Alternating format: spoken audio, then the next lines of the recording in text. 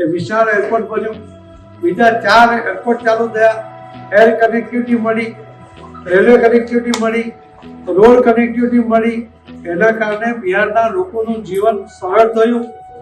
એમને મેટ્રો મળી પટનામાં, એમને 35,000 લોકો બેસી શકે એવું સ્ટેડિયમ મળ્યું, એમને 20.5 કિલોમીટરનો મરીન ડ્રાઈવ ગંગા ઉપર નદી ઉપર એ બનાવવામાં આવ્યું છે, બોમ્બે કરતાં પણ મોટો છે.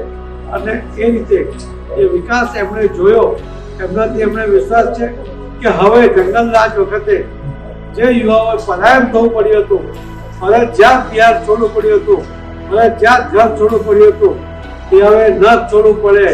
કાયદો અને વ્યવસ્થાની જે પરિસ્થિતિ છે એ જે મજબૂત બની છે એ જળવાઈ રહે.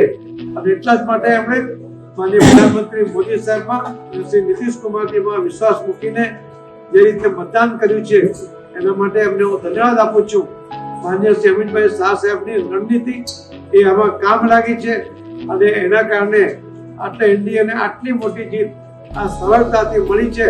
પણ એના કારણે ભારતીય જનતા પાર્ટીની પણ અને એનડીએની પણ જવાબદારી વધી છે. બિહારના લોકોની અપેક્ષા પૂર્ણ કરવામાં એનડીએની સરકાર ક્યાંય પાછી ફરી નહીં કરશે એવો મને વિશ્વાસ છે.